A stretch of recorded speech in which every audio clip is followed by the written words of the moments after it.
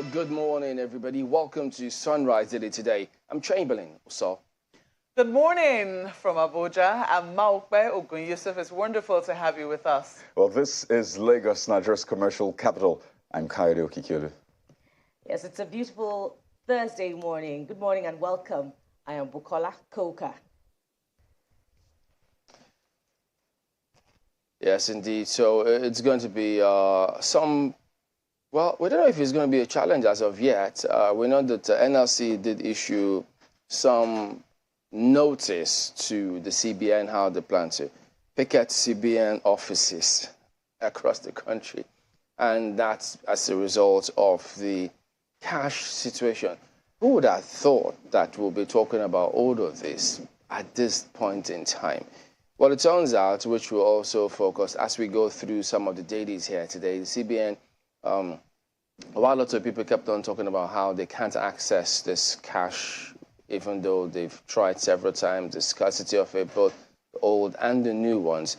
I think over when the CBN spoke about the challenge that they were also facing, but I think one thing that stands out here, much as the CBN says, yes, the banks will get some of those notes today, what is going to be done about the platform, this infrastructure, the cashless policy, the supporting infrastructure to ensure that these challenges, because this is not the first time, it wasn't just recently introduced, this cashless policy of the CBN.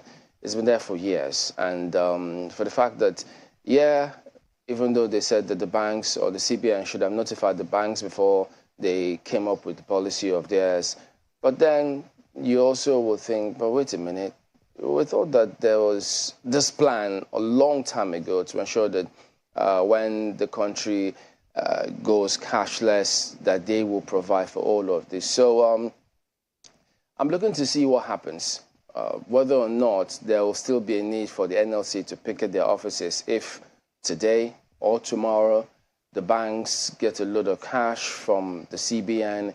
Is the quality going to improve across different parts of the country? Will people be able to access these notes seamlessly, as it were? And then all of those failed bank transactions, what is being done? Do the banks even get sanctioned by the CBN? Because how is it that you transfer funds and it takes 24 hours, sometimes 48 hours, in some cases 72 hours, before the other party gets to receive all of this? So it causes a lot of hitch. But who bears the brunt at the end of the day? The end user, like myself. Can we allow these things go on like this? It's a statement of fact. You didn't say that, Chamberlain. We suffer these things, don't we? Maybe your bank, you're having a smooth ride. You'll be having a smooth ride, but yours truly isn't. And I know I see a couple of emails. Some of them say, look, this is nightmarish for lots of them, but who knows? Maybe we're about to heave a sigh of relief. Who knows? I'm not trying to take anything away from the seriousness of what it is that is at hand. But just before I move on, I'd just like to say that, Bukola, I did note and notice your name change. So Bukola Koka, you're welcome to this program. Whatever it is that's made you change your name, just know that you have our support and that, we're totally with you on, on whatever it is, because sometimes, people just want to change their names and that's fine. So to the issue at hand, this is what it is. We're still where we are. This was supposed to be initially for all the people who were speculating about whether this was political or it was about the politics, it was to reduce vote buying. We understand that vote buying still happened during the elections.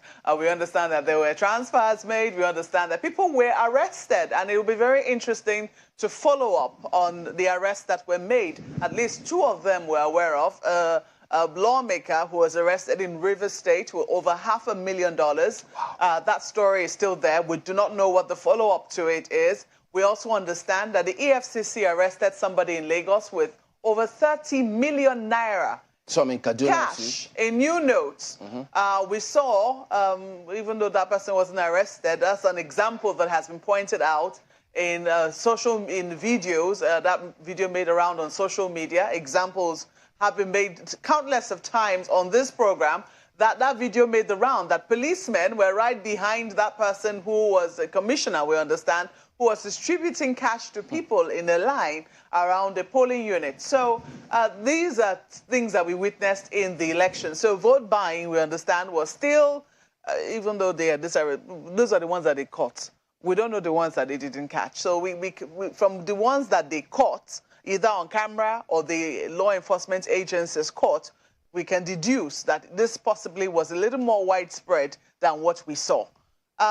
That aside, so people were hoping that after the elections, if this was to prevent and prohibit vote buying and also for the CBN to have control over monetary policy, the problem still persists. The cash is still not flowing. People are still having a Herculean task making their way into the banks. I personally have not gone to any bank. I do not have cash as I speak with you. Perhaps I have Mark's 2,000 naira yesterday. I nearly got in trouble with a taxi driver because I offered to pay him via a bank transfer. And he kept on saying, Madam, I know get account number. I had to say, well, you will find somebody. You will have to find somebody through whom we can do this transfer. Otherwise, at least you're dropping me at my house. You know my house. It means I'll owe you until whenever it is I can get cash to pay you. But thankfully we're able to, reach a truce, and eventually I was able to do a transfer. It is still a problem. On a good day, it would have just been go to an ATM, get some cash, and pay him, and you can move on. If the person is willing to take a transfer, you do the transfer. At this point, much as a lot of banks haven't yet stepped up to the plate. I know that yesterday I said we must call out a bank, and I did mention the name of a bank here. There's been no response so far. But I think it's also worth commending the banks that are doing their best to step up, to realize that this is an opportunity for them to, I don't want to say cash in, but anything that presents a problem or a challenge to people, it's an opportunity for people to, step up to the plate, solve problems, and make profit. So for the banks that are solving the problems and making sure that people are still able to carry out their transactions, and I bank with a number of those kinds of banks, thankfully, maybe that's why I haven't suffered too much. Or imagine me trying to transfer money to a taxi driver and it's not going through. That would have been really frustrating. Thank you to the banks that are making this seamless. And some of them are even microfinance banks. Some of them have really, really stepped up to the plate. I don't know whether they will still qualify as microfinance bank when they see how much capitalization they have afterwards. But really, this problem is something that we can't talk about it in whispers anymore. I'm hoping that the CBN will let us know what exactly the challenges are. We understand that the CBN governor has met with bankers and has also said that they're going to be giving them lots of notes so that the NLC doesn't picket or doesn't go on a protest, and they're going to be giving them old notes. The question is, for how long? Because we know that this is going to be to the end of December. What we're hoping is that the more people take their old notes to the bank, that new notes will come out, and that's how and that more people would get on the platforms, and that these platforms will be expanded. So the question is, where are we precisely? I know that we're still in the aftermath of the election haze. This is March. We're going into April. When will we get that briefing? When will we get that question and answer session to understand precisely what is the way forward? I don't think the idea is that people are kicking against cashless. The idea is both of them should go hand in hand, that we should be able to transact on the platforms, on the e-platforms if we want to. And if you need cash, it should be available seamlessly. After all, it is your money, isn't it? I beg your pardon. Kayode Abuki. Margaret, it is my money. It is our money. And for a lot of Nigerians, yes, it is their money. And, first about the lawmaker you talked about then. Apparently, the Federal High Court in Port Harcourt on Wednesday granted a 100 million naira bill to that member of House of Representatives, Dr. Chinyere Igwe. And some of the conditions include him to submit his passport to the Nigerian Immigration Service, adding that he must never travel out of the country till the conclusion of his trial, and it was adjourned up until May the 4th. So that's the update for a lot of people who've been following that story from the moment he was arrested with $498,000 in cash. Yeah, so cash. And it's ironic that you can find that much foreign currency in cash in Nigeria, And, you know, a lot of people are still struggling to get access to 500 naira, 1,000 naira. Markwe, with that 2,000 naira, believe me, you, believe you, me, I envy you. Because I do not have, as I say, Shingbai, you know that expression. I do not have any cash for me. I mean, it has affected the tipping culture. I mean, I think we can, at the end of the day, sit back and just count the costs of this whole process, really. Because we're trying to tame inflation, but guess what? The MPC had to raise the interest rates by 50 basis points from 7.5 to 18%. So again, trying to tighten you know, the inflation rate to some extent. So clearly, we're battling this on different platforms. And I remember that, I think it was last week or some weeks ago, that a report came out that online or electronic transactions actually dropped by a percentage, I think, in February. So yes, a lot of people seem to be doing a lot of the electronic transactions, but a lot of people have been hurt. They've been burnt in the process. So they are holding back right now. So that's why a lot of people, rather than tell you to transfer, they just tell you, I don't have a bank account. At least you're not offered to transfer to me because I do not want the headache. A lot of transactions you make days before, people get it, you know, days after. So it's a lot of challenge. Well, I'm glad the CBN governor spoke to that and said that, well, they're trying to improve on that. In his words, he said that they will need to reassess to know whether the currency in circulation has attained an optimal level so as to put in place measures to ensure that we don't go back to where we have been before. So 1 trillion naira in circulation, clearly it's either not getting round as it ought to get round, or it is not enough. So we'll keep raising these issues. After all, as Mark West said, it is your money, it is my money. Bukola. Yes, Kade, 1 trillion naira in circulation as against what was withdrawn. That was about 2 point Over something 2 trillion naira. Trillion naira. Yeah. And I recall that we asked, you know, the economist and former Minister of Finance on this program, Sunrise Daily, some months back, and he said, you know, what is supposed to be returned to circulation should be as close as possible to what was withdrawn from circulation. So we have that challenge of, you know, inadequate currency in circulation. You know, and just to pick up on some of the first things that Marquez said, the cashless policy, Naira redesign was supposed to curb vote buying, but we find that, you know, it still didn't curb vote buying as it went on a minimal scale, however minimal, during the presidential election and the state elections. We recall the EFCC, even before the, general elections on a large scale, arrested certain people involved in vote buying in Ekiti State. Where did that arrest lead? You know, the arrest of the lawmaker, the arrest of some people in Zamfara State, and indeed the FCC also said it made arrests of someone in possession of 32, is it million naira or $1 million? So I think it was naira. That's the one Mark referred that was, meant for vote buying in Lagos. So where will these prosecutions lead? I'm afraid I'm not as optimistic, you know, as anyone would expect me to be optimistic about prosecution in that regard. And that brings us to the concern of the lack of a culture of deterrence in the country. And that's why impunity reigns. Someone also needs to provide an explanation to Nigerians about the bags and bags of destroyed cash that have been found in certain locations. Some of them are 500 naira notes, some of them 1,000 naira notes. And you could see people picking up on the notes, you know, the cash destroyed. You know, the Naira redesign policy is supposed to, create inclusion in the economy. But we find that, you know, it's running to the contrary.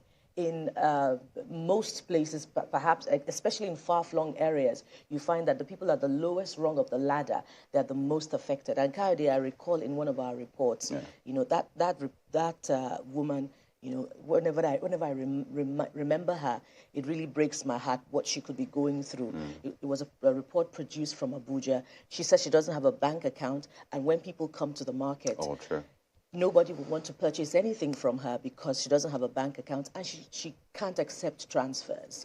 You know, so what is that woman going through right now? Absolutely. If you have only 1,000 naira with you, Marquez says she has just about 3,000. I actually don't have any with me. I have 3,000 naira. Oh, wow. And just as I wrap You're up, a millionaire I'd like now. to say thank you to my colleague, you know, Bola Fraser, who always bails me out, you know, with cash whenever I need it. I don't know how I'd have coped without Bola so far. So, we need some form of, close-up. We need to be up and close with the issues. The CBN needs to brief Nigerians on what exactly is happening and when we're going to get a reprieve from the cash crunch. Malkwe Chimele. Well, yes, indeed. So we'll delve right into the dailies. I think they have a perspective on some of what we just highlighted. The Daily Trust, for instance, talks about CBN releases, in parentheses, mopped up old notes to banks today. So what impact will that make? How much of that will happen? So if you look at that front page, as NLC threatens mass action, despite 1 trillion naira in circulation, cash crunch persists. Rush for Ramadan shopping amidst naira scarcity, price hike. So, guys, you did highlight some of the reasons why the CBN came up with this policy in the first place. So this redesign was part of which they told us to address the issue of individuals who make currency fraud their main source of income, people who have hidden the money or stolen the money. They say, for instance, will either find their way to change it by taking the money out or will need it given to change the value. So what did that happen? What about the currency change, which they say aims to give a fatal blow to growing kidnapping and ransom industry, also to ensure lowering the rate of inflation, to ensure they control the amount of money in circulation, and probably, don't forget that part, getting the unbanked banks. So I don't know if they've done an analysis where they were, what kind of successes did we record, the gains. Because one thing they did expose was the lack of capacity of the financial sector to handle this policy, this cashless policy of the CBN. And what is going to be done about that? So again, you keep asking, all of those who suffered loss or the other, can they ever be compensated? In an ideal world, I think that should have been the case, but who knows? That's Daily Trust this morning. Well, take a look at leadership newspapers. They're focusing heavily on politics. Look at the lead story there. In 20 years, Peter Obi alters shape of Southeast politics. That's the lead story right there. You see the picture represented in infographics, detailing for you from 1999 to 2023 how the face of Southeast politics has changed, especially now with Mr. Alex Otti winning the governorship elections in Abia State. You see there a blue map added to it. So a very colorful region. It was same of the PDP, APC, ABGA, Labour Party, but there's no more PPA. Looks like PPA has gone extinct now, at least from that place. It's a long time ago. Yeah, PPA had a state in 2007. But that is no longer the case. So you might want to take a look at the front page and look at this. LP records first win in Abia governorship election. PDP slim win in Enugu takes party closer to extinction. So the details are on page 4 of the paper for you. Of course, they also have an explainer for you right at the bottom there. A number of other stories just right on the corner there. On top of the nameplate, Sultan declares today, first day of Ramadan. So for those who are Muslim brothers and sisters who will be fasting in this season, may the blessings of the season be with them. Look at this. Banks to get more old Naira notes from CBN today. That's also there. Tinubu off to Paris, Saudi Arabia for vacation, Umrah. Abba Kyari loses bid to stop trial for drug offenses, page 12. And global banking turmoil. Nigerian banks need vigilance, proactiveness. That's according to Agora policy. Page 7 is where we'll find details. Let's leave it there for leadership newspapers. We'll take a look at the Guardian newspaper with this one. It's on the 2023 elections. It may have come, but it hasn't gone yet, clearly. Atiku to tribunal, declare me winner or order rerun. So, we get in deep dive into the details of the petitions. And you see some of the stories making rounds. LP's OT, PDP's Mba, win Abia Enugu polls. INEC to conduct rerun in 69 polling units. That's for Adamawa. Don't swear in Tinubu, Shetima, Dati cautions. It was quite an interesting interview yesterday on PoliticsToday. You can catch it, really, eventually on our YouTube page. But that's how the political scene looks like this morning. Things are clearly seem to be getting heated. Just on top of that big story, Ramadan fasting begins today. So indeed, from all of us here, we wish Muslim brothers and sisters the very best during this period. Healing can't happen without justice, Rhodes Viva replies Tinubu. Yeah, that's also on the front page, as well as some other stories that you find there. Scientists link hormonal contraceptives with breast cancer. It's very important to pay attention to that as well. Let's have it for the Guardian newspaper. And flip to the Nigerian News Direct, and of course, Gadi, you just mentioned earlier that the elections have come, but have certainly not gone. If you consider this big story, 2023 general elections, cyber attacks on INEC technology hit 16.8 million naira. Riders go this way records 3.8 million cyber attacks during Guba House of Assembly polls as INEC concludes review of Guba results. Well, it's cheery to note that the attacks didn't succeed. I'm sorry, 16.8 million. Million, that's... I mean, that's really 16.8 million. And I wonder how much of this, affects Nigeria's sovereignty as a country. What's the reason, the explanation for this quantum of interest First, that figure, in our elections? Yeah, that figure alone raises lots of questions. 16 points. Do you mean visits? Do you mean hits? Attacks.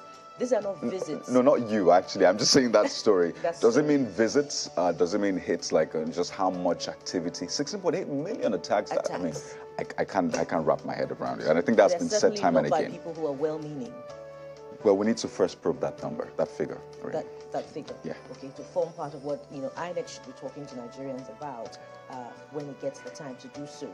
Take a look at stories above the nameplate. LP ends PDP ruling chain in Abia as OT wins Guba poll. Of course, that brought a sense of relief to voters and the aggrieved when the results were announced yesterday. Enugu is up next. Let's look at this next one, understanding the issues before the appeal court. Just in case you're interested in that, you want to know exactly what's happening with that story, you'll find it on page, I believe, you'll find it inside the Nigerian News Direct this morning. I can't quite figure out the number. Just a few more stories before we exit News Direct. Naira scarcity, NLC to picket CBN offices nationwide. Also as Buhari to resolve tussle over Obalindi prayer ground in 2 weeks. That's interesting. That's an old, very old praying ground. Because I grew up partly in Obalindi. Oh, I see. Lagos. I see. Let's leave it there for the Nigerian News Direct. All right, take a look at New Telegraph. Polls. UK moves against politicians undermining democracy in Nigeria. Compiles names of culprits for visa ban. Oh, so it appears they're taking a cue from their US counterparts. I thought there was a statement from UK rep here saying that Nigerians should be proud of the elections. So is it a mixed signal or what? So what are we missing? So, but this is a big lead right here. This is what they plan to do. It'll be interesting to see how this plays out. So, there you go. So when you hear some politicians haven't gone to the UK or the US in a while, you know perhaps why they haven't. There's word that even some judges who gave some judgments too were restricted. They couldn't even... they couldn't go for a conference. Yeah, so they had to wield that big stick. So if that will help some of the others shape up, or maybe shape out, who knows, because there's a huge responsibility on ensuring that things go right. All right, so there you go. And then, speaking about politics, APC suspends SGF boss Mustafa indefinitely. You may ask why? For losing polling units to PDP. Are you for real? Politics, yes, interesting. What was he supposed to do? Force the voters to vote his party? Oh dear. Go on. I thought it was a democracy. So, are they supposed to compel people? Oh, exactly. To make things isn't happen? it supposed to be, anyway? And is it an offense in the political party? Is it stipulated that if you don't deliver your polling units? Exactly. Then, what about those who lost their states, which is way bigger than the polling units? But some others have lost their polling units too before. Well, you now see sometimes the kind of things that drives desperation, the kind of humiliation that drives politicians to desperate lengths. Oh, I don't want to be embarrassed or disgraced. I lost my polling unit. I lost my local government or my ward, as the case might be. People making. Look, what kind of signal is this sending? It's a wrong signal. Maybe though, people should read the story. Maybe that should not be. That cannot be. But what do we know? I mean, if that's what's on the front page. Yeah, that's why I just read it the way it is. Yes, go inside the paper and ensure for yourself what is. Vanguard newspapers here has this on the front page. INEC used third-party device to switch results for Tinubu. That's according to Atiku. Alleges Tinubu's appointee controlled INEC's ICT unit on election day.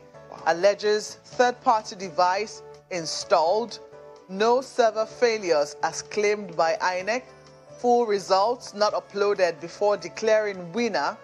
Tinubu didn't get 1/4 of FCT votes. So these are all of the issues that the candidate of the PDP in the presidential elections is presenting before the courts. So page 5 is where you get details. I do know that I think 2 days ago we saw some of the things that the candidate of the Labour Party, Mr. Peter Obi, is asking the court to grant him.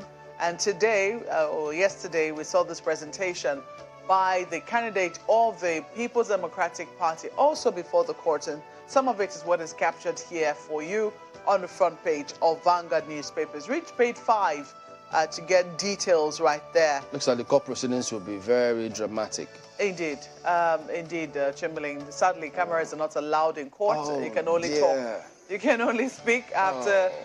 You can speak to the lawyers after the proceedings. But if anybody is interested in following what is happening in the courts, the person will have to physically go there or rely on the reports that Shouldn't they change some of these things?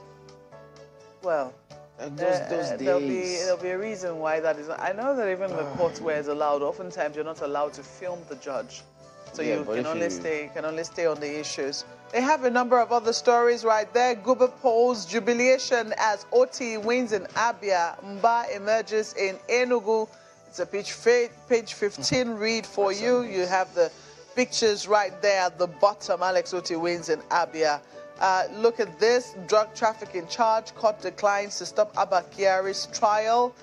Tinubu not qualified to be sworn in as president, that's according to Dati Ahmed. And polls will take actions against electoral violence instigators.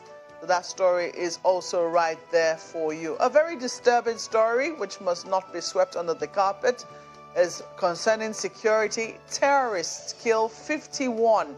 That's a lot of people. 51 Zamfara vigilante men abandon corpses in bushes. Well, I guess they're hoping that there'll be some explanation there from the police boss in Zamfara State, Mr. Kolo Yusuf. We'll leave it there for Vanguard newspapers. Well, the Guardian article to Tribunal, okay, well, the same, similar thing. But at the bottom strip here, you see, healing can't happen without justice. Rhodes Viper replies Tinubu. So there you go. That ends it with a look at some of the dailies here this morning. Well, stick with us. We will be right back.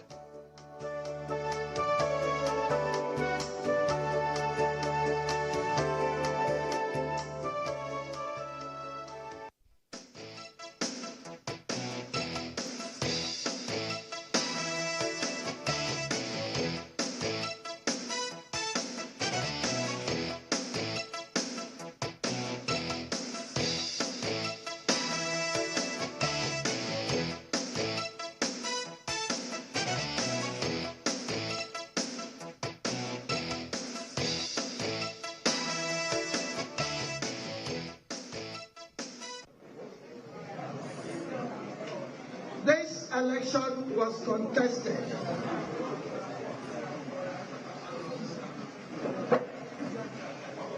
The candidates received the following votes.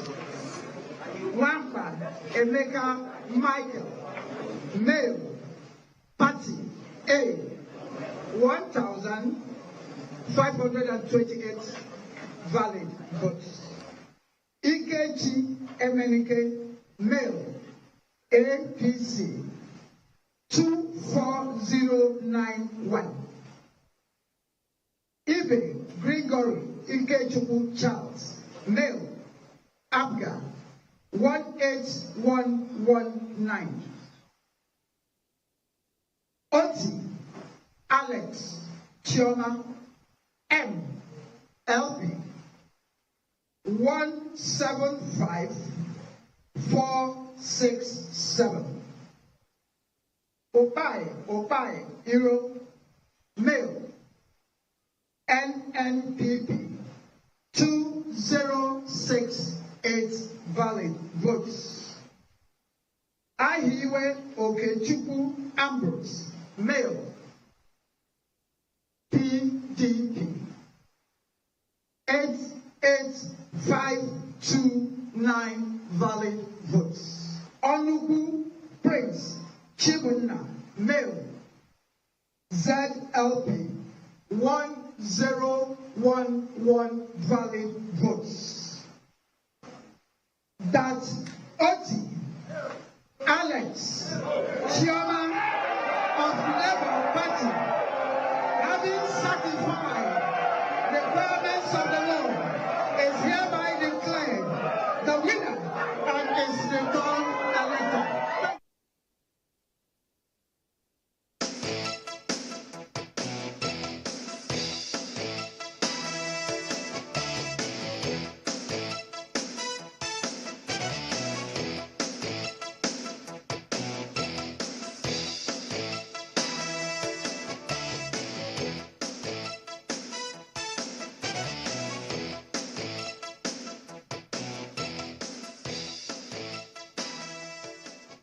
That INEC had suspended a collation of results for Abia and Enugu State on March the 20th. And for a lot of people, especially people in those states who had voted, it was like, you know, it was deferred. But finally yesterday, we got finality to the election in Abia State and also neighboring Enugu State. But let's focus on Abia State for a moment. This morning, we're joined by Dr. Monday Obani, who is the chairman, Section of Public Interest and Development Law, Spittle of the MBA. Good morning, and thank you for joining us on Sunrise Daily. Thank you, Coyote.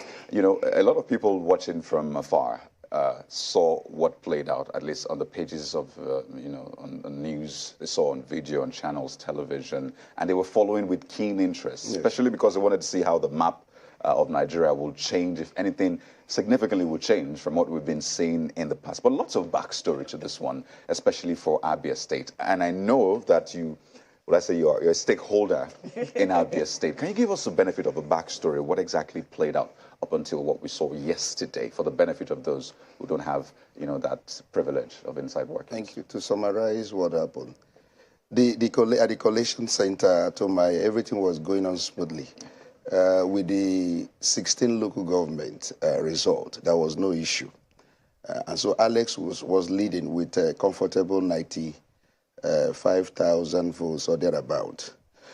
Then there is this particular local government that they have always used to manipulate the electoral process in Abia State. So we now keep on hearing that they have cumulative vote of 102 votes. And we are wondering, under these beavers... Are you talking about Obingwa? Yeah, Obingwa. And so people started to raise alarm. And the next thing we heard was that there was an invasion of the INEC office in Obingwa. And that was actually reflected in the timeline of INEC itself, an official Twitter account. So INEC had to now suspend any collation that has to do with Obingwa, asking for a review of what transpired there. That was why there was that suspension.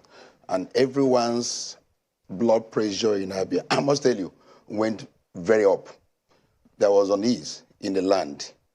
And it became an international issue. It wasn't longer a national issue. Everyone in the world, you know, started to focus on Abia electoral process in order to know what will actually be the outcome. And I tell you this, I am very proud of INEC, in this particular matter. They invited those who were involved in Obingwa, asked them to come to Abuja with all the materials. The INEC, the officials, yes, they did, the EOs. And they went through the process diligently from night till the following morning, telling you that if institutions in the country want to work, they work. And at the end, they came up with accurate result of what transpired in Obingwa. The accredited voters was in the neighborhood of 27,000. But the real vote, for PDP was 9,000 plus, and then Labour Party 3,000 plus, and APC less than 300 votes. And they were asked to go back and allowed that woman, Professor Oti, who has now become the cynosure of what public service ought to be in terms of being very upright, righteous, and straightforward, and very bold and courageous to do the right thing. Asked her to go ahead and announce the result. And that result was announced yesterday. And you can see the kind of jubilation. It has never happened in any state. Go and watch all the results that have been declared in all the states. Abia now has now signposted that if you win election and you see the kind of joy, eruption of joy in the land, that is clearly an evidence that you win that election.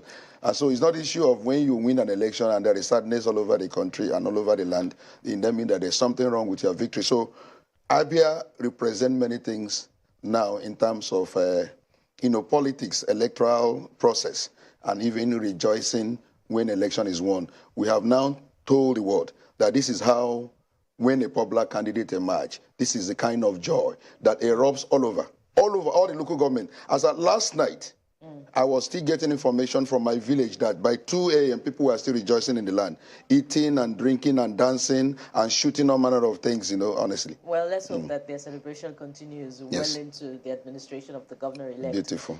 But through much of the state elections, whenever there's a delay in the announcement of results, like the case of Abia and some others, for instance, Abians had to wait 2 to 3 days since Saturday before the results were declared yesterday. Whenever there is a delay as this, it fosters some form of distrust in the process. That's right. The belief is that something is happening in between that time. The fact that the PDP, the incumbent, has congratulated the winner, does it allay any fears that, anything untoward happened in between the time that Abians waited for the results? I don't think that there was anything that was wrong that happened in between. The point is that, we have had situations like this when things happen, and then you trust the system, and the system end up, destroying that trust. And that's why nobody believes any public officer anymore. When things are done rightly, you must hold on to the institution for them to resolve issues. Just like what happened in Obingwa, where there was this issue of, results that you've considered very outrageous and sound so fictitious. And then institution said, look, let's review.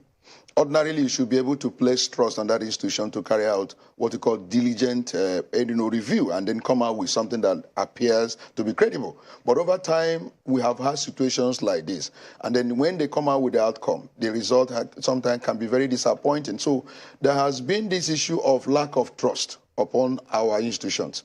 And I believe that the time we begin to change the way of doing things and then muster confidence and then generate confidence from the people, I can assure you that there won't be any issue of suspicion. Suspicion arises because of previous instances where you trust institutions and they end up messing up your trust. So you don't even trust them anymore. That's why you see people even went to INEC and was telling INEC, look, we don't want to hear anything different from what we know. Because on ground already, people knew what was on ground. But the institution can come up in Nigeria and say, and do anything and say, go to court.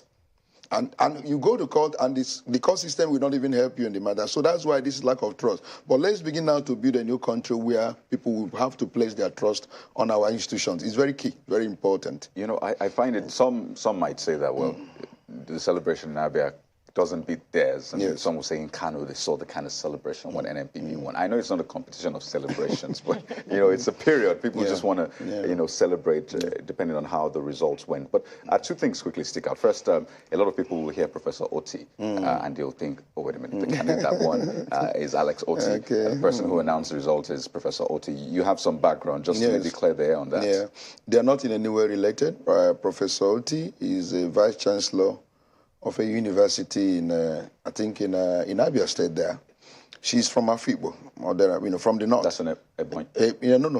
Other Ebonyi State? Other Afibo or Hafia. Right. In Abia State.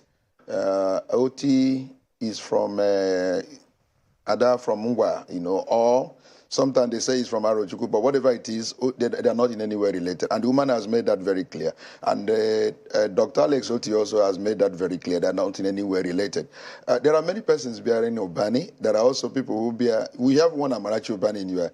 And people keep on asking me, is she your wife? I said, no, we are not in any way any related and all that. So for the fact that tomorrow I am running for governor and then she becomes the INEC chairperson to probably announce my result does not mean that we are in any way related. You still have to answer that question. You still have to answer the question there. I will have to answer, but I'm trying to say it in advance that should Amarachi become the INEC chairman tomorrow and I'm announced as the governor-elect of Abia State, for God's sake, we are not in any way related. But speak to the point you made, pardon me, Buki, about the reports that people were hearing that Obingwa was likely going to come in with over 100,000 votes. And that's really, I mean, when you think about it, especially with the Electoral Act, it's unfathomable. Even if it were possible, it does not make sense because you reference the number of registered voters, 27,000. So no, accredited. Accredited voters. No, the number of registered voters in Obingwa is 150-something thousand. Yeah, but the accredited voters, which BVAS would use ultimately, beautiful. 27,000. So really, I mean, even if there was going to be some sort of malfeasance or hanky-panky, I mean, does it make sense? So is that on good authority that indeed 100,000, over 100,000 votes was going to come from Obingwa, or it was just conjecture? Look at the testimony of the EU. I think they approached him, and they were talking about 80-something thousand votes because at that time they were sure that OT has not garnered up to 80-something. Because in fact, that has been their previous practice. In 2015, that is what they did with Obingwa. When you say they, who do you mean? The PDP. Because I have been participating in election. I'm going back to Abia to participate. I used to have a candidate that was actually propping up in order to be the governor of Abia State. So I'm a participant. So they happened in 2019. All of a sudden, one candidate was doing very well. All of a sudden, we had 80-something thousand votes from Obingwa. And that made the entire difference. So why was it not contested in court if indeed something wrong was going on? The point is the technicality in electoral matters. The man that went to court fired out of time. You have 21 days within which to do that. And if you don't even have a good lawyer who knows the technicalities in electoral law, you find it, a matter will be messed up. So he got a lawyer who did not know how to file. Most of the things were thrown out. And that was how we didn't go further in pursuing the legal option. So what I'm trying to say is that Obingwa has always been used as their last card. They wait for you to come with good results from all other local government. The next thing you hear 100 and something or 80-something thousand from Obingwa. And that makes the difference. And they've been declared the winner. They've been doing it over time and been getting away with it. But BVAS has changed all that. So when we're asking the EU to write 80-something thousand, they must say from where? How do I get from where? The beavers, they say you have to bypass the beavers. The point is that they let them go to court. Announce it, let them go to court, because they know that the court system also, you can use technicality and defeat substantial justice.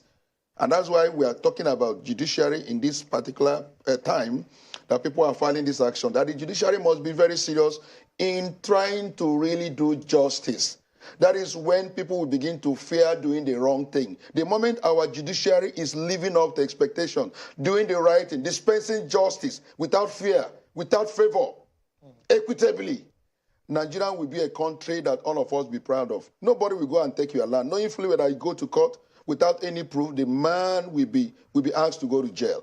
So also with electoral malfeasance. So I'm saying now that the judiciary is the last hope, everyone is looking towards that direction. Please, may they dispense justice. May they dispense justice, look at the issue and not issue of technicality. And they know. They say go to court. Because at the end of the day, anything can come up in electoral matter. And let me not say. So, Mr. Obani, you were on ground in Abia during the state elections. Yes. Let's talk about the voter turnout. The presidential candidate of the Labour Party won the votes, with about 325,000, I believe. Yes. But the cumulative votes, that all of the candidates garnered were not as much, So what happened this time around? Because comparatively in other states, there was a higher voter turnout. It was the enthusiasm wasn't all that much.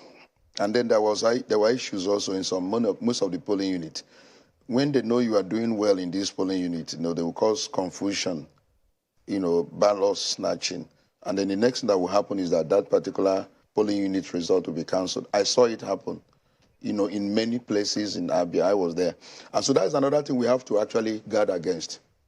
Now that we have beavers that have become a game changer, these guys are now trying to use other methods in order to rig election. If they know the area of your strength, they will come and cause either overvoting, they bypass the beavers, and by the time they count and then calculate, discover that the beavers has a different record of accredited voters and the number of those who have voted, they will now start shouting, overvoting, and before you know it, they'll cancel it. They cancel it in many places. It happened also ballot snatching. So one of the things I'm going to suggest, I don't like the idea of militarizing, electoral process, getting the army and all that. Maybe we should be able to have strong people that can guide polling unit. In my own polling unit, because I was a participant, I had my boys, from my own environment. I said, please, stay after voting. Let's secure this. Let's secure this particular vote. Or else, guys were milling around in order to cause some level of confusion and snatch and then cause confusion, and that's it. It happened in many places. We are receiving reports, because I was the one covering my own local government. Every second I was being called, oh, there is confusion here, there is problem here, and all that. So this method of beavers, they have noticed that beavers is a game changer. So the next thing now to do is to ensure that any area of your strength, they'll make sure that that vote does not count. They will cause confusion, and the person that is presiding will now cancel it. That is one thing, again, we have to now work against. What do we do? Is it with our electoral law, or is it with physical presence of those now that can man the polling unit in order to safeguard the votes of the people? These are things that are happening. It's more practical. I see you guys... But there's a dilemma there, yes. Mr. Obani, because right in the presence of security operatives, vote buying is happening, snatching of ballot boxes is happening, if we went by the reports of civil society organizations. It's very unfortunate. You give a policeman a polling unit and he doesn't have anything, he doesn't have any gun. And, he's also afraid of his own life. When you see all these bad boys that come with things that can even hurt in order to come and, what are you going to do in this circumstance? A lone policeman in the polling unit. That is another thing I'm saying. But I wouldn't like issue of bringing military to come and man our polling unit. Maybe that may be the option. If it turns out that we cannot protect the votes, maybe we begin to employ the military. And I know that people like Femi Falana and the rest have said, no, we are over-militarizing our electoral process. It's a civic responsibility. But what do we do? When people now, see what happened in Lagos. And you have thugs on rampage. When you have thugs all over. And a situation where you breed thugs all over for purposes of election, they breed them. And then immediately election is coming up, they unleash them on the people. So what do we do? Well, may we now probably begin to think of having the military? I know others will not like it. Some of this society will say, oh, please don't talk about that. But what do we do in this circumstance? Well, big question there, Mr. Obani. Questions about having non-state actors providing security for the elections. But let's head over to Abuja. Chamberlain. Well, yeah, Mr. Obani, listening to some of your suggestions, having been on ground, maybe we should have physical people standing there. That will be dangerous, because that could just easily transmute to political thugs, which is what lots of people want to address. They want that stamped out. So, but could you tell us then, what do you think, because we had a lot of suggestions in terms of what we need to do moving forward. What advantage do you think was there with the introduction of the processes that INEC introduced for these elections, if any? What are the things that was good that INEC did in this election? Is it the question? No, the advantages that the system brought about in terms of the methods, the technology that was introduced, Oh, okay, did it fine. change anything whatsoever? Yes. The beavers, the beavers was actually what sorted out most of the problem in terms of people trying to rig election. But that also includes the INEC officials being truthful enough to reflect the correcting. Most times, the beavers, we have correct number of accredited voters, which is what the person that is presiding will do. They first of all show you the beavers. Oh, look at it, it's 0-0. Then they start the accreditation. Then when they finish, they tell you this is number of accredited people who have voted. Then they now begin to count. And the number of vote must correspond with accredited voters. So if it does that, everything, and then you write the result in a result sheet. And then make sure that agent is given a copy. The political party agent must be given a copy. You know what I did? I was the collation agent for my local government. So I called all the ward collation officer agents to ensure that they collect this result sheet from every polling unit agent and make it available to me. Because we are going to the local government for collation. I don't want a different result and different from what has happened at the polling unit. So by the time I was coming in, the INEC officials saw that I have all the polling unit results in all the local government. They were scared because there was intention to alter the result at the local government level. But seeing me with all the polling unit results in my hand, they know that it's going to be a trouble. And I went through all of them. If this particular war result is going to be, for me to sign, I will go through it of all the polling unit results. If it corresponds with what I have, I will sign. And I will go, that's how I did. And there was any problem whatsoever. That is the only way you can use. I am just telling all the politicians now, have a very good collation officer or agent, both at the local government and at the ward. With it, you can be able to hold them when they want to go and alter results. Let me then ask. Yes. Now, there are several scenarios that played out. In fact, all through the time we spoke to INEC before the elections, there was never such phrase as Beavers bypass. But we heard about Beavers bypass when the elections eventually happened. Now, some other matter that several people raised was this collation. They thought that collation was going to take a different shape, rather than what we used to have with the introduction of the beavers and things like that. Correct. So being on ground yourself, what would you suggest we do? Do we still stick with having to go to the regular collation center and do the collation, because that was a bone of contention in several areas? What can you suggest as to way forward? Chamberlain, thank you for this very intelligent question. The civil society and stakeholders in the electoral process, fought for an amendment to the Electoral Act. And one of the major innovations of the Act was this issue of introduction of transmission of the result at the polling unit.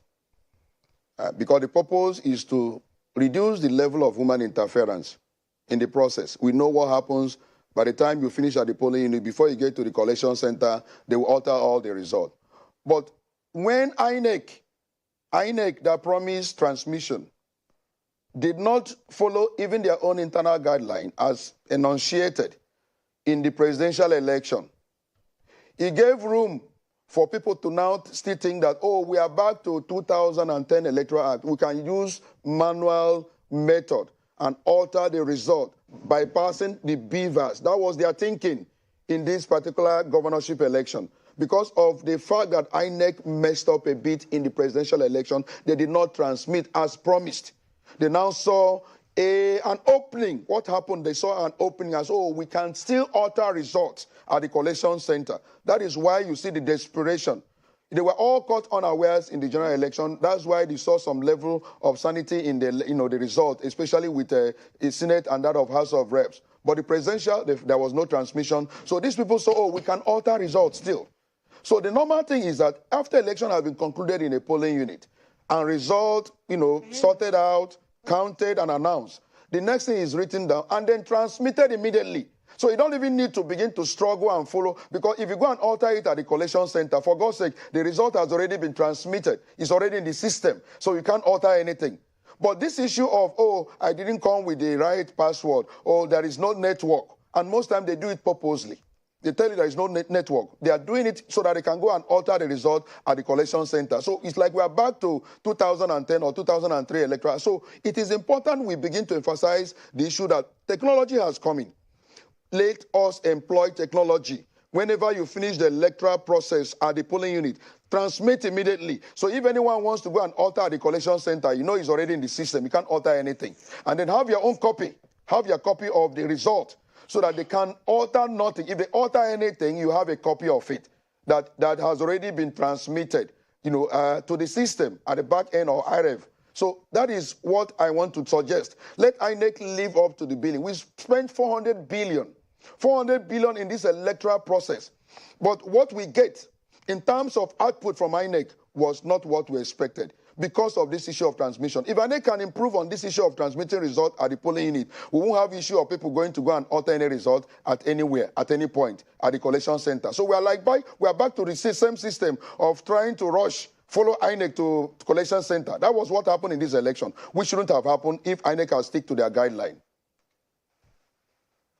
Okay, so I would like to ask you, Mr. Obani, I think first, congratulations are in order to you and the people of Abia State.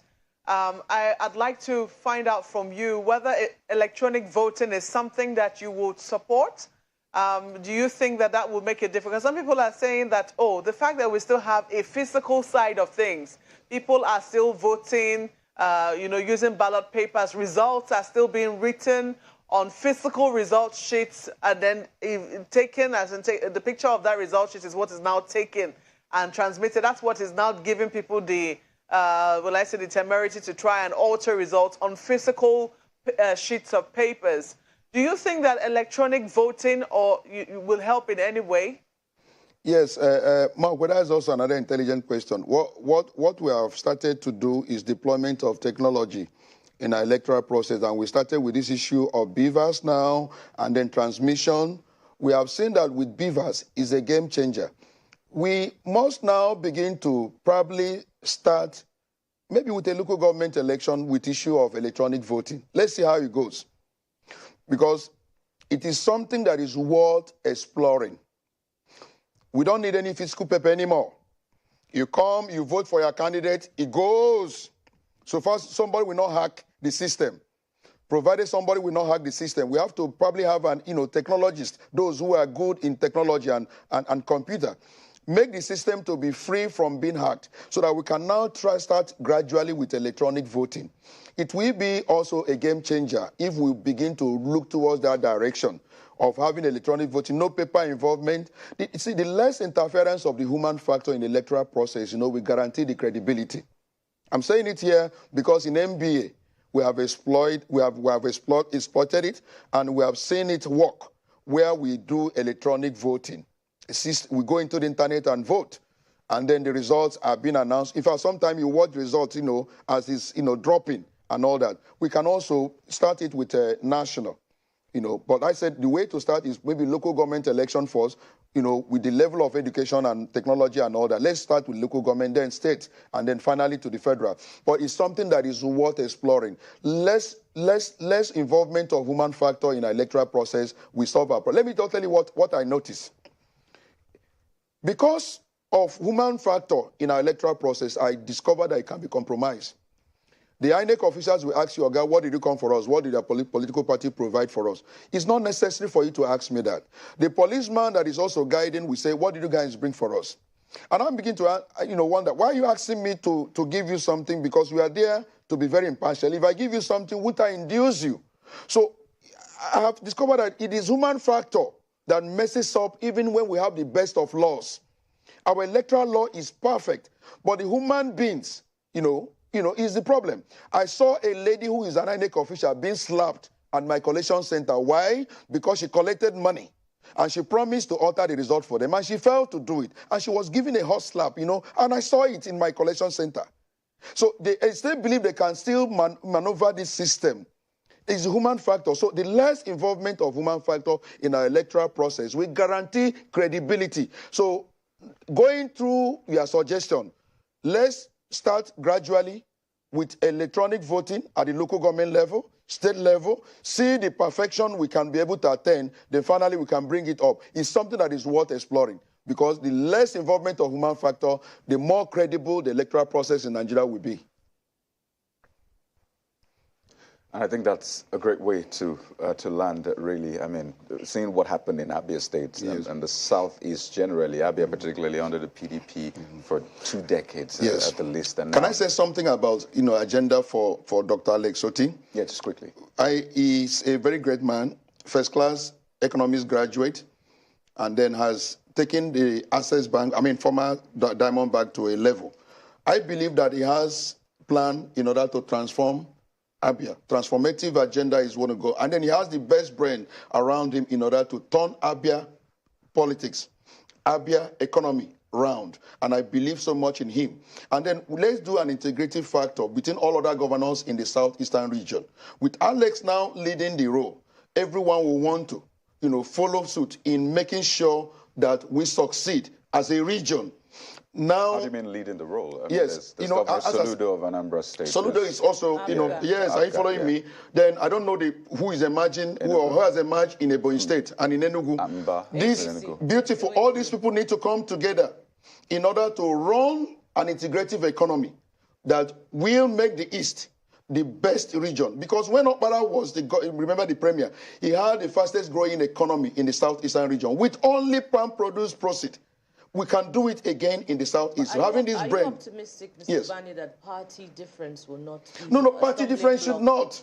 It's about the southeast, it's about the southwest, it's about the north. All of them should be looking towards the direction of running an integrative economy that can make Nigeria to be one of the best in the world. And having these guys who have succeeded in private enterprise coming into politics is the best thing that can happen to Nigeria, because they have managed men and resources, and we're able to be a success. They are now coming to public service in order to give their best. So let's have this factor in the mind that we must make sure that all of them must come together to make Southeast to be an example of what good governance is supposed to be. Abia has bad image.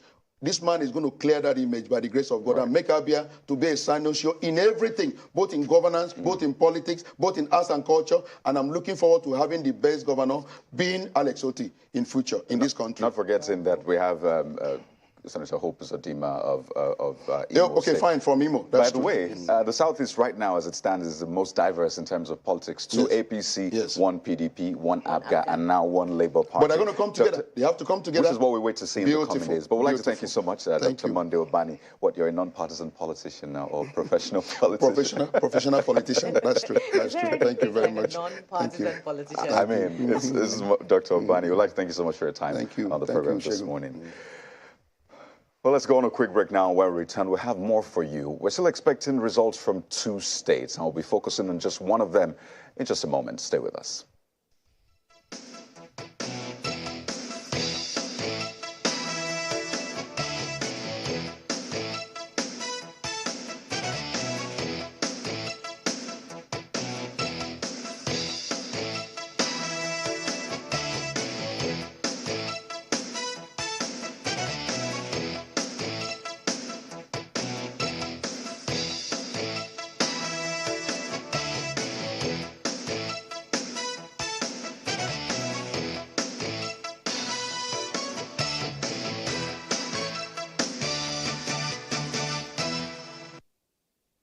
Our website, channelstv.com, has more information on our top stories and others. Subscribe and watch Channels Television's live stream on YouTube and other social media platforms using your mobile device browser.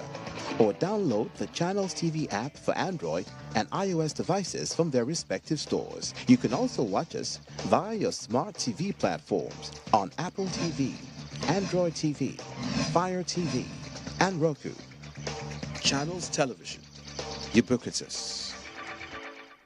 Stay connected to the world with Channels TV Podcast and get all the trending stories. Simply log on to channelstv.com, click on podcast, select the program of your choice, and listen. Our podcast is available on Apple, Google, and Spotify. Tap the expertise you trust. Touch the stories that touch you. Anytime, anywhere.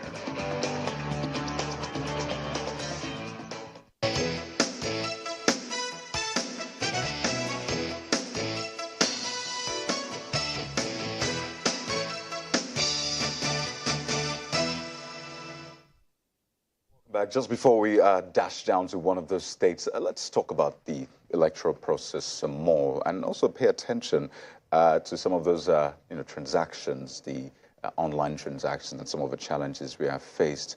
This morning we're joined in our Lagos studio by Mr. David Dada, who is a co-founder and president, dtcook.ng. He's an ICT consultant, smart contract developer, and information security professional. Good morning. Thank you for joining us on the program. You know, saying the information security professional just sticks out for a lot of people, because I remember IREV, BVAS, this is what we're talking about. One of the dailies had this story about cyber attacks on INEC technology, hitting 16.8 million. I don't know. A lot of people doubt that figure. A lot of people wonder, are they trying to talk about the visits to INEC's website? Are they talking about attacks as in real attacks? When you see those figures, remember that some figures were given previously by the Minister of Digital Economy. What do you make of it? 16.8 million attacks. It's a bit unusual, and personally, I think I would doubt the figure because there is usually a cyber attack map, globally. You can easily verify this. We want to know how many,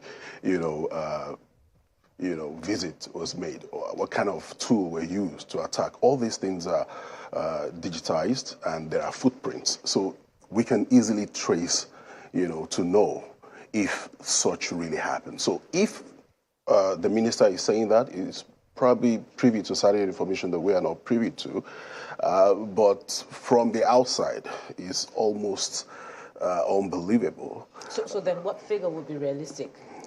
Well, it's difficult to say, but one would need to ask, who is interested in hacking our servers, our electoral servers, and who is really interested in the information there, and what are they hoping to get? Don't forget that INEC invested a lot into this, and I'll be very surprised and disappointed if nothing was earmarked for, information security and, the protection of the server and all of that. And I can tell you for free that would be a major investment on their part, and I'm sure, very sure that was done. So maybe attempts were made, but I doubt the volume or the numbers.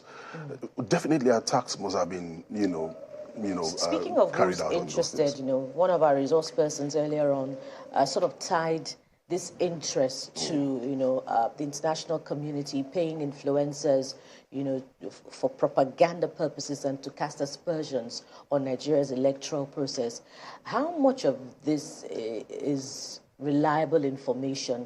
And if it is indeed reliable, what impact does it have on Nigeria's sovereignty, this degree of interest in our electoral process? I think you need to understand that is not peculiar to us.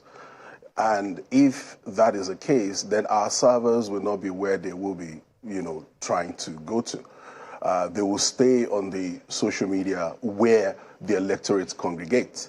And that is how it was done even in the US. I mean, it's easy. As a matter of fact, with what we have today, you can predict based on what is happening on various platforms. I'm not talking about the government's systems right now. I'm talking about the public platforms. You can predict how an election will go based on what is happening online at any point in time. So if you can do that, it also means that you can influence how people vote. You can, and that is where influences and all those things comes up. So talking about how that relates to our sovereignty, we need to understand we now live in a digital space, and a lot of things that we're not used to will start happening.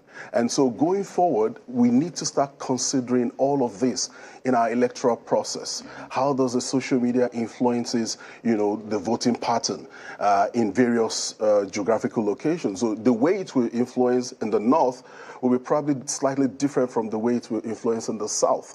The way it will influence certain age group will also be different. So these are things that we need, and anyone from anywhere in the world can influence. I mean, if they could carry that out against the U.S. with all the infrastructure, with all the money, with all the knowledge and all of that, I don't think any country is immune to it. It doesn't speak to our sovereignty or against our sovereignty. It's more like a wake-up call that we're now fighting a different kind of war. We're now playing on a different turf, and we need to start considering some things that were never considered. I think that's a reality now. Absolutely. I mean, the reports of possible Russian interference in U.S. elections. Absolutely. In fact, during the elections 2019 Nigeria, there was that report as well. So Absolutely. as I say, if you can't take the heat, maybe you should get out of the kitchen. But that's the reality. We need to cook. But I know you've, maybe try to troubleshoot the whole process, starting from the election we saw on 25th of February, then the one we just witnessed last week. And it's kind of like a hybrid. There's the electronic angle, the digital angle, and there's still the manual angle. And I wonder, what kind of improvements would you like to see? Having seen the process, the controversies that trailed it, maybe some of the wins and the losses, what do you think we should actually focus on right now if we want to have it better the next time around? I think we should go the whole hog and just go e-voting. Yeah, I mean, what is the worst case scenario? What's the worst thing that can happen that we're not experiencing already? I think the e-voting will actually curtail a lot of these SSAs and will make the electoral process a lot better than what it is right now. People talked about hacking. There are standalone EVMs, electronic voting machines, and there are those that you can connect to the internet.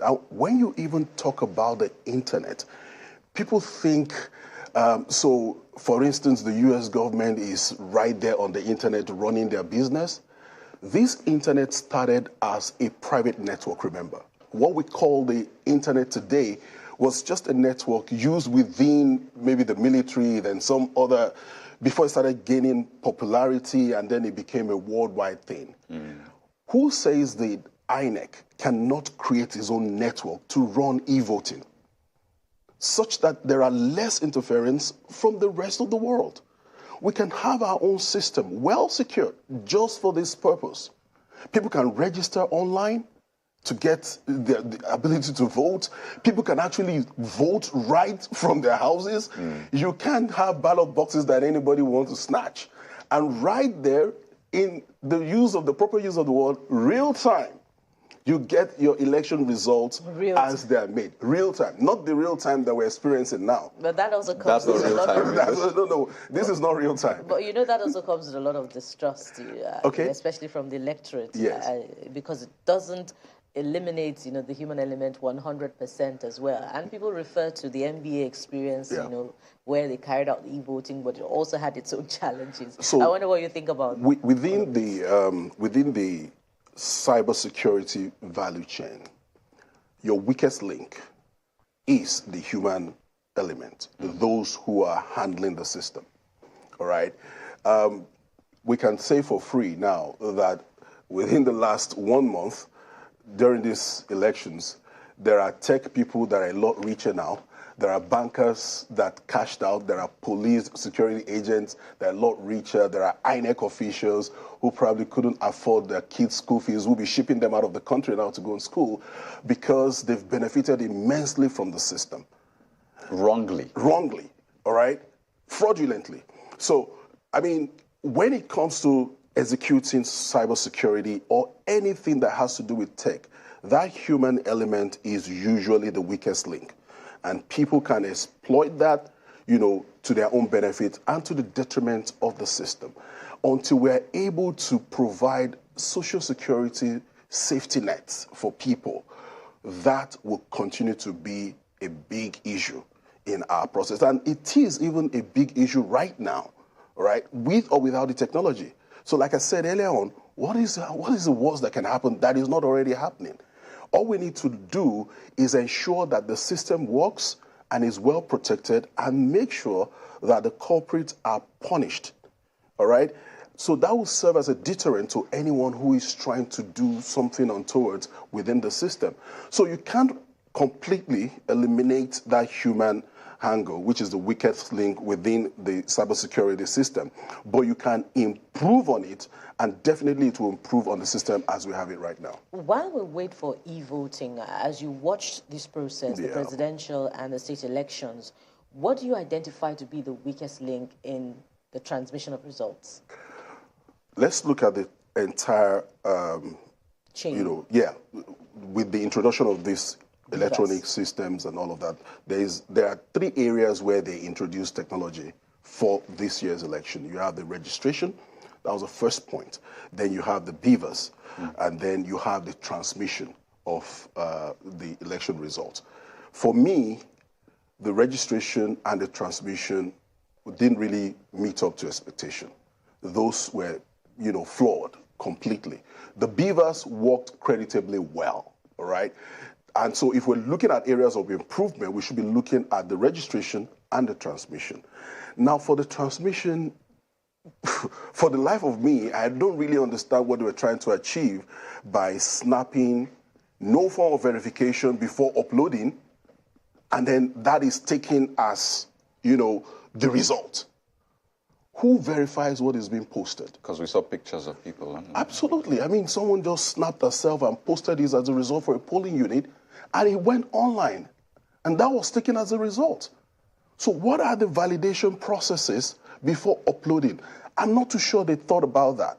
And so you will still see polling unit result with TPEX, with all manner of alterations still uploaded, and it's taken as the valid result.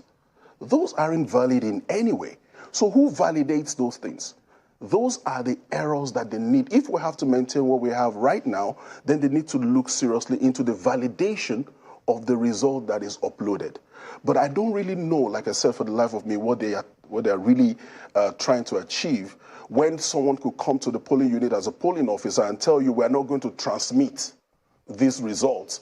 We will take them to the collation center and then we can upload from there. So what happens between the polling unit and the collation center is not, you know, anybody's business. And I think that stretches to the point I was going to make.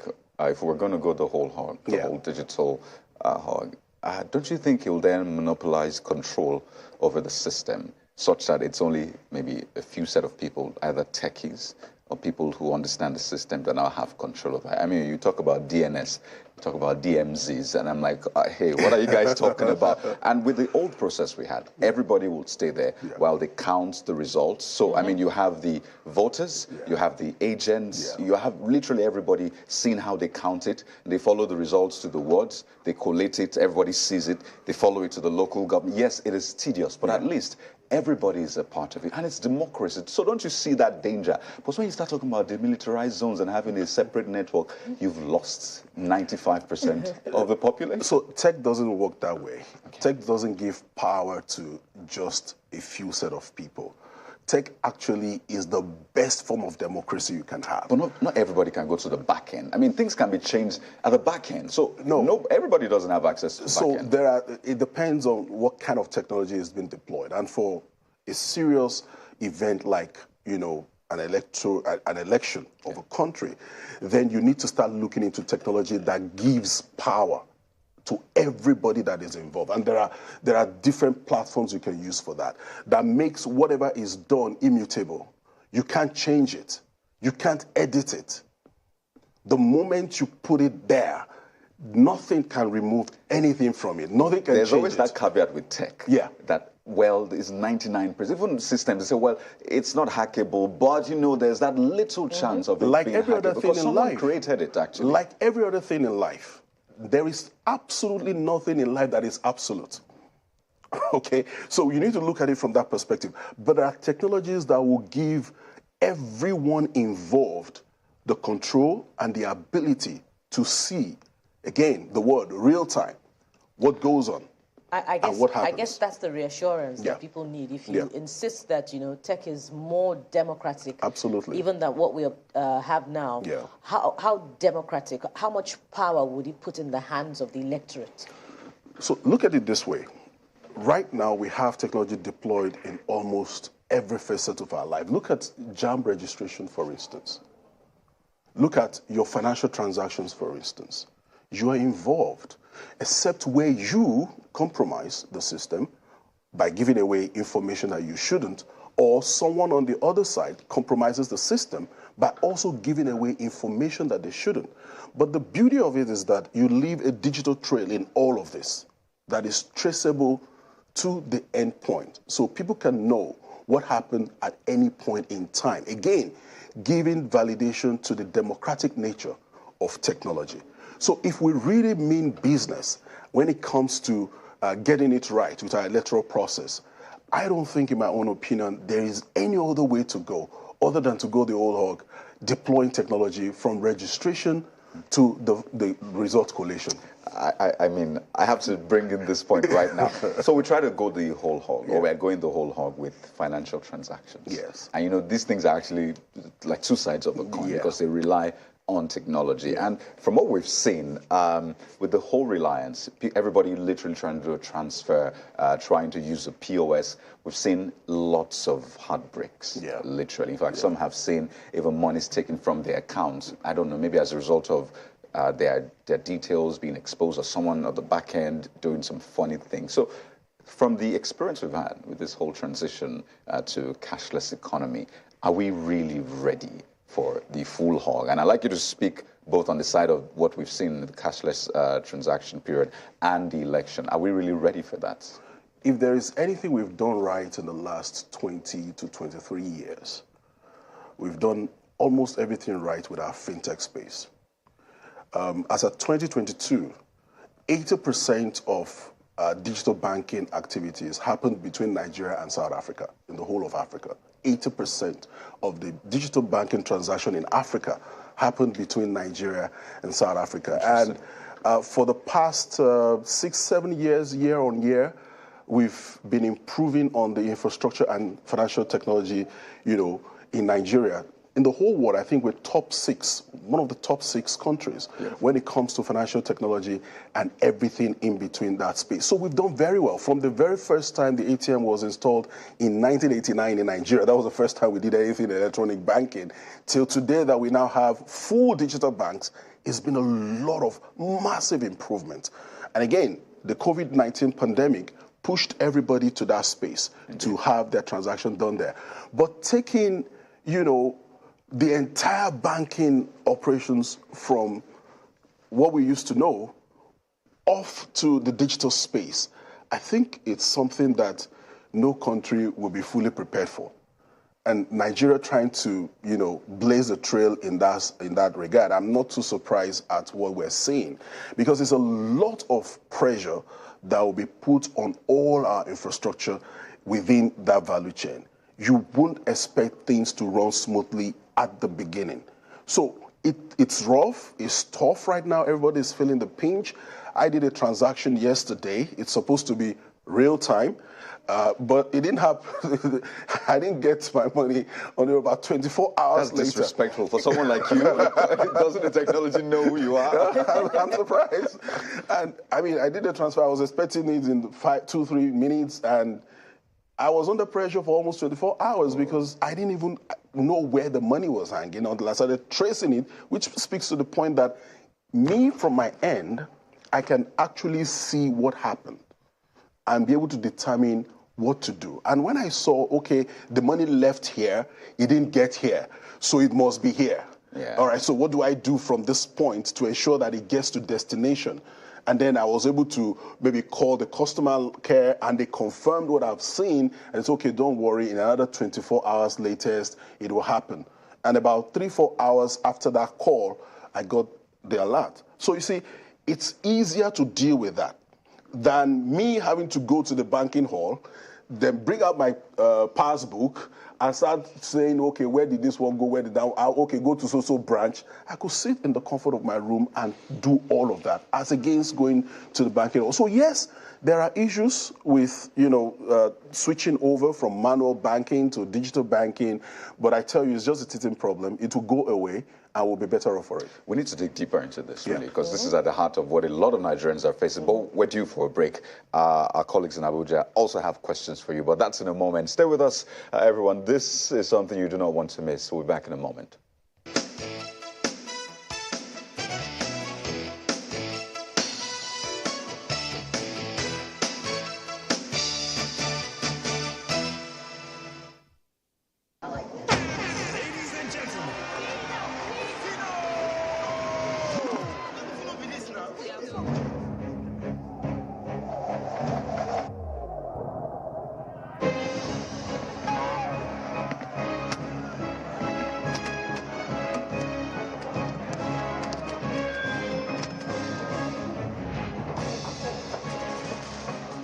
You see as it be now, they call me but no be me show.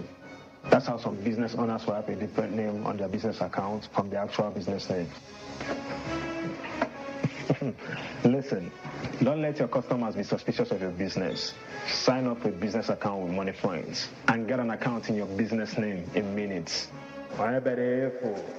Whatever it takes to make sure you have a business account opened in your business name, we'll do it as your sure banker.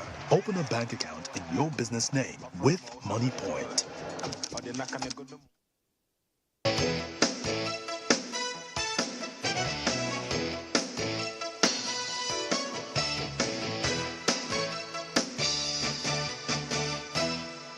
So with Mr. David Dada, we're talking election and financial tech, which is arguably top on the talking point for Nigerians right now. Let's head over to Abuja now. Markway. Well, thank you very much, Kayode. Very interesting conversation you've been having with Mr. Dada there. And I know we're already talking about money, but I'd like to take you back to the electoral process. We'll come and talk about money in just a moment. Not everybody has the privilege to know where their money is hanging when it is that they do a transaction. And I'm sure that maybe you would share a tip with us or two on how to know where it is hanging. But let's talk about politics for a moment. And you've talked about how technology was introduced in these elections, from registration even up to transmission, and you faulted the areas where it worked well and the areas where it didn't quite perform optimally. But let me ask you, because one of the things that we have taken up with INEC is the issue of why it is that people cannot vote anywhere. If you've been registered, for instance, in Lagos and you now live in Abuja, why is it that you just can't, you can't vote? And then they raise the issue of delineation, how, you have to be in a certain location and how, polling units are carved out, et cetera, et cetera. How do you think that technology can rise above this, I don't want to say it's a political divide, but this political issue of delineation, that it's only people who are resident in a particular place at a particular time that can determine how the politics of that place goes? Thank you, Markway. I think there is little knowledge about technology amongst those who are implementing our electoral process. One good thing about technology is that it breaks down the distance and time barrier. So within the digital space, there is no such thing as distance or time barrier. And if we have decided to employ technology in our electoral system, then we need to begin to collapse those issues around, so because you are here and therefore you have to vote here, so I'm here in Lagos and maybe registration is going on, I register here, so when it's time for me to vote, I have to come from wherever, even if I'm outside the country, to come in here and vote. It doesn't make sense to me. Why can't I register and from anywhere and still be able to vote from anywhere as long as I am validated or verified as a bona fide voter in Nigeria? So we need to begin to ask questions around the kind of laws that guides what we do and how we do them, vis-a-vis the realities of the 21st century and the deployment of technology in our electoral processes. For me, if getting people, validating people as a Nigerian and allowing them to vote is the end game, then their location within the country should not be an issue. If I am able to register in Kano and I happen to find myself in Abuja during the election, as long as my record is validated and I'm a bona fide voter in Nigeria, I should be able to vote anywhere. So it speaks to probably the lack of knowledge of how to implement technology in our electoral process in the 21st century. Okay, it'll be interesting to see how that is explored going forward, if it's something I will want to, because I also know that people who live in diaspora have been very interested in our elections and, also want to be, participants. They want to be able to vote and have a say in what happens in their home country. Do you think that this is something that is possible in the nearest future? There are countries already doing this. So we need to ask, how do they do it?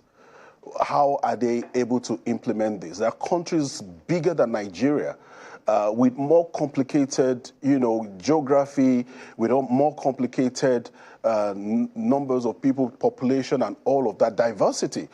But they are able to allow their citizens, wherever they are in the world, to vote. So probably some of them will be able to vote a lot earlier than the rest of us, or some of them will be able to vote later than the rest of us. Again, as long as they're able to validate them as eligible Nigerian voters, no matter where they find themselves, they should be able to vote. But we have to look at the laws that will enable them to do that. We have to look at the peculiarities of our country to be able to do that. But this is possible, and this is something that we should be looking at. I love this quote by William Shakespeare. He said, "There's a tide in the affairs of men where taking out the flood leads to fortune. And at the end of that, he said we need to take this wave, when it serves, otherwise we lose our ventures." Nigeria had a very big opportunity to leap into the future as it relates to our electoral processes during this last, set of elections. But we missed this opportunity because of the desperation of politicians across board. This is not peculiar to any party. It was indeed across board.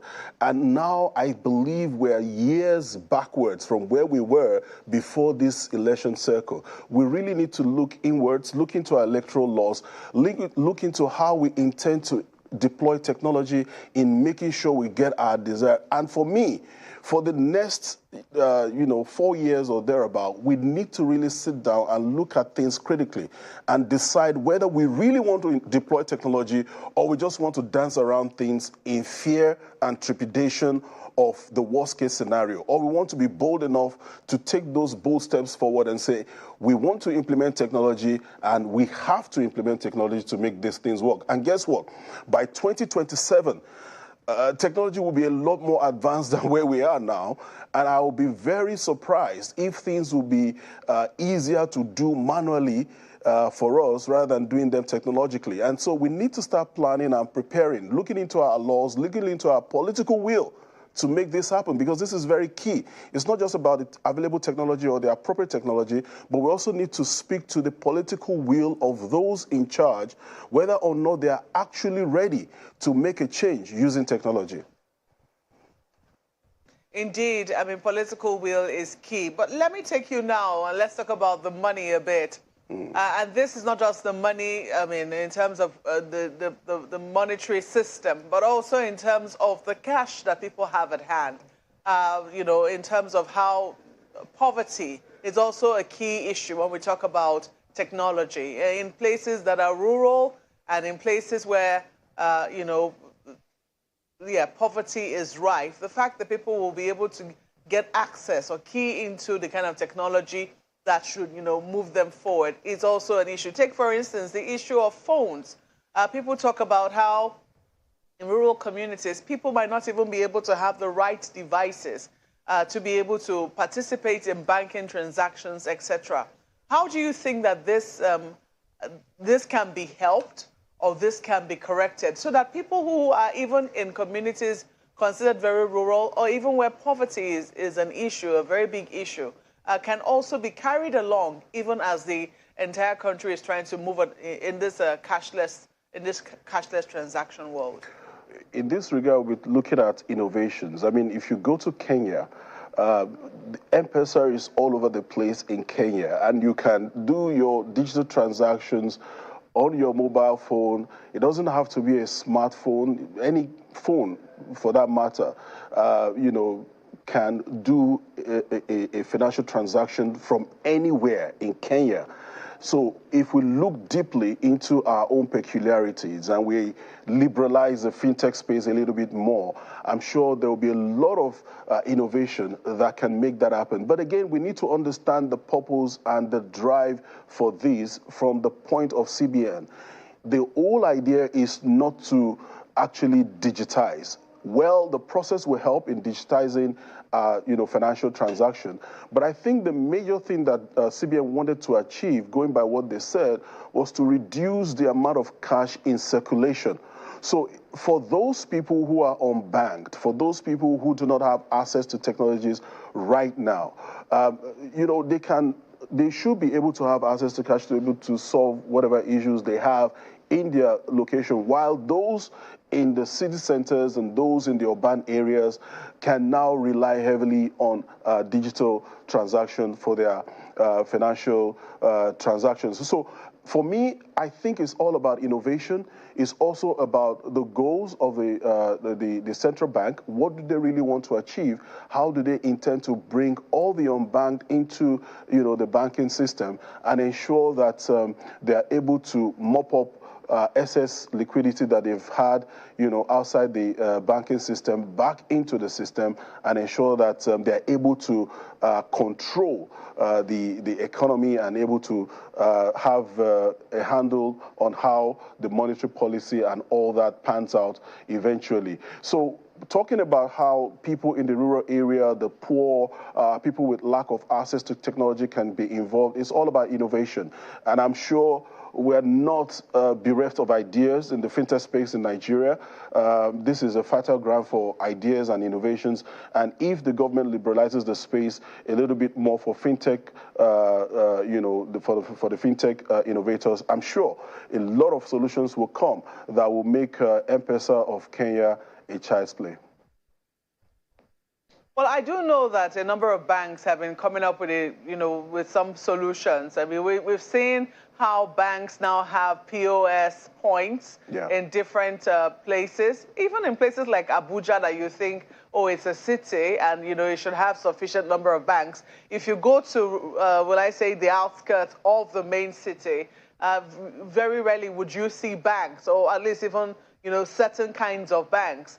How much more in rural areas? Why do you think that the POS, the POS people haven't exactly been as successful as it ought to be, or as we hope that it will be, in terms of bringing the unbanked into the banking sector?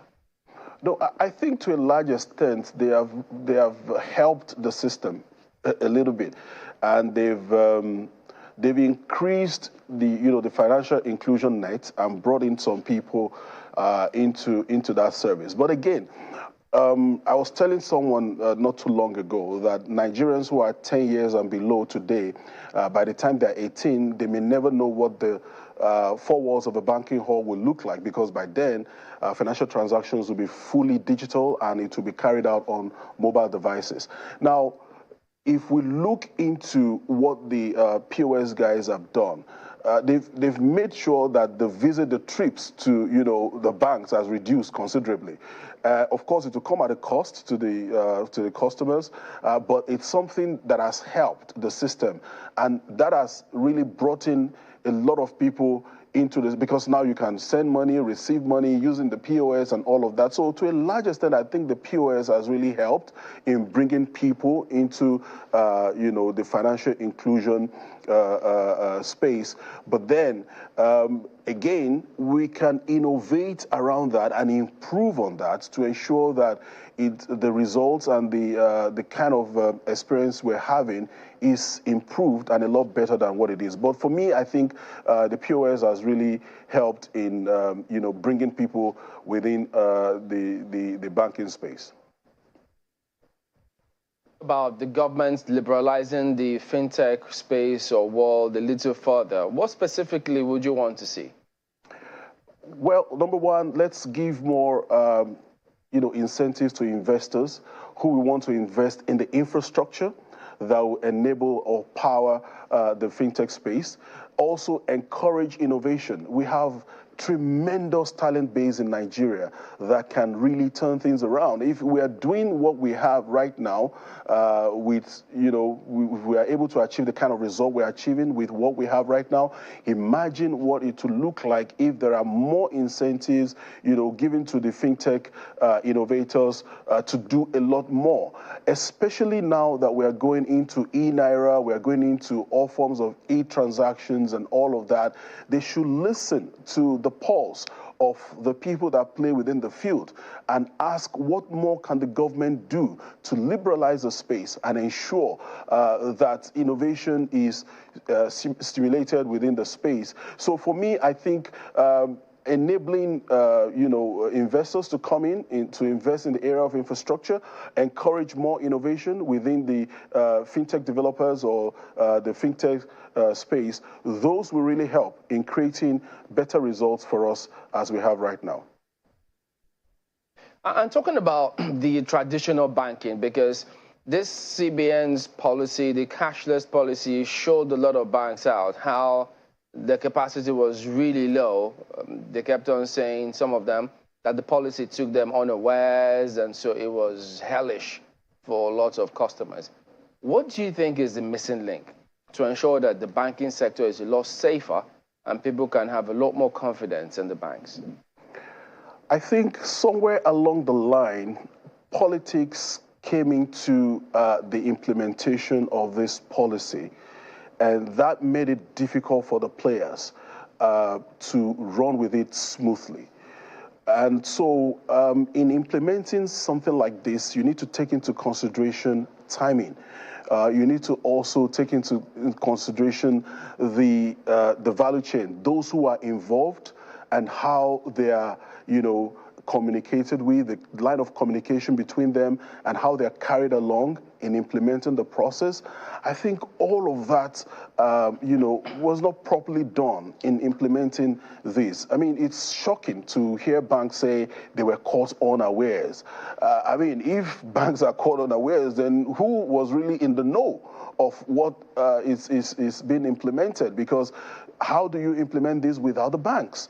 So I think politics came into play, and that messed up the process. As laudable as the idea is, as laudable as the policy is, there was a lot more that could be done around communication, around ensuring that the people who will implement these are properly carried along, and they understand the vision and what the CBN intended to achieve by this policy. And so I think it's all about managing the process. In this case, I don't think it was well managed.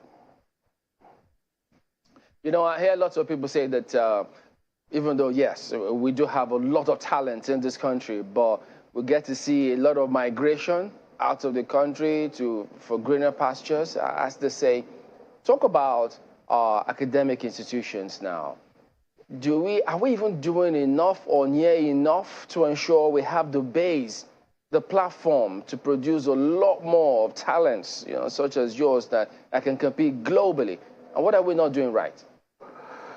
So again, you need to consider we live in a world where barrier, distance, and all of that has been broken. So even when our own educational institutions are not at par with the realities of the 21st century, I was shocked to hear that, to learn that what we studied in school way there back then, there was a course around COBOL, Fortran, and all of that. Basic stuff that we did in year one, they are still being taught today in our universities to computer science students. And I'm like, these were software that were used before we were born, and nobody is even using them anymore.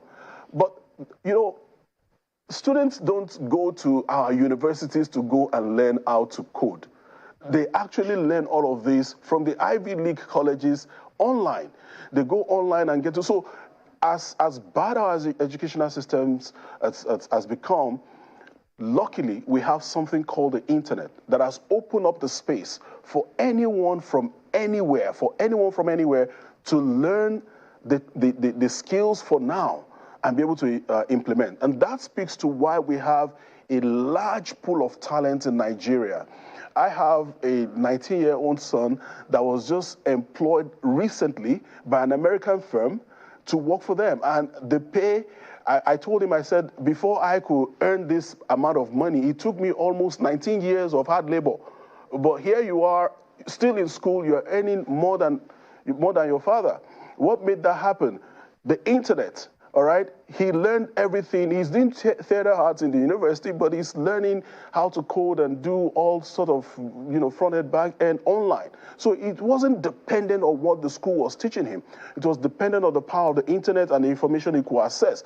And you can imagine how many talents like that are being built through the use of the internet by acquiring this knowledge. And we're talking about serious education. We're not just talking about somebody going to YouTube to learn, which is good, but we're talking about a structured learning system that impacts knowledge and builds skills in people. And we have millions of youth like that that are being developed, through this means. So no matter how many people leave, do you know how many tech people leave India on a daily basis? But that has not depleted the capacity of India to respond to the tech needs of the world, because India is more like the go-to place when you need, tech skills. It hasn't depleted that base. And the same thing is emerging in Nigeria right now. We keep churning out skills day after day. I meet them on a daily basis. We have pools of talents that I'm not too sure we can deplete in the nearest future. So there's no fear about people leaving the country. The more they leave, the more we create within the system. But then we shouldn't allow the best of the best from us to be taken away from us by other countries and develop other economies. We should be able to do something to retain them here and encourage them to stay here, especially if they're able to work here and earn foreign currency. Imagine if you have like 5-10 million of them earning in hard currencies within our own system. Imagine what that would do to our naira. So these are areas that government should begin to look into. How can government encourage people to acquire these skills from these Ivy League colleges, develop this talent locally, and ensure they stay to use these skills to develop our own economy, work for other people? There should be a government agency probably looking into this or set up for this purpose to retain the talents that we are building on a regular basis and deploy them locally, even when they earn internationally. There's just so many areas to look at for this. But let me bring you back to election issues. And we hear the politicians say, oh, no, it's not too safe. We can't go full electronic voting because they're afraid that it could be hacked. Anything can happen. It just tells you where they are, their mindsets, where they are at the moment. So when you say the solution is go full electronic, first tell us, do we have the infrastructure? Because the same people, some of them former members of the commission, think otherwise, that we do not. And giving us your perspective, now if we don't, what do we do? Do we have ethical hackers who we can trust to say, okay, look, whatever the fears of the people are, this is something we can do? For those who are expressing fears, for the politicians that are expressing fears, they're just being mischievous. They're not being realistic, because this same set of politicians have their monies in the banks in Nigeria and all over the place, and they're transacting businesses online with their hard-earned money and all of that. So if they could trust the banks, the technologies that the banks are using, to keep their money and make the transactions, why is it so difficult to also trust the same technology, for our electoral processes? So I don't think that is that's a valid point. I can remember the second thing you raised. The second thing you raised, Chamberlain. Do we have the capacity? Do we have ethical hackers so that when all else fails, or if any of those fears can be addressed by those category of people? When I hear how much was budgeted for this election, I think it was 305 billion naira that was approved. Thereabout. All right. Sorry? Yes, thereabout. Okay, for this election. So I had to go check. How much did it cost the U.S. to send rockets to space? How much did it cost them, to launch the spacecraft, and then compare that to how much we're spending on our elections? Talking about infrastructure, we have what it takes to provide the infrastructure, to create the infrastructure.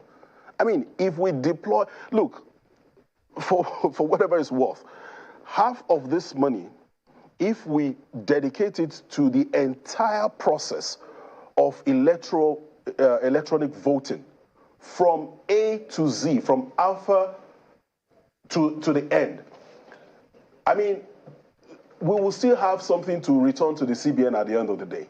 So I think for me, it's a form of misplaced priority, a lot of fraud in the system, a lot of lack of knowledge, and so on and so forth. If we could dedicate 305 billion naira to this process, and this is what we get, I bet you we can create the infrastructure, we have of that finance or money, and ensure we deliver a credible election that anybody will be able to thump their chest and say, yes, we did this and we did it right. All we need to do is just look inwards. So talking about infrastructure, talking about ethical hackers, we have enough people trained to ensure that.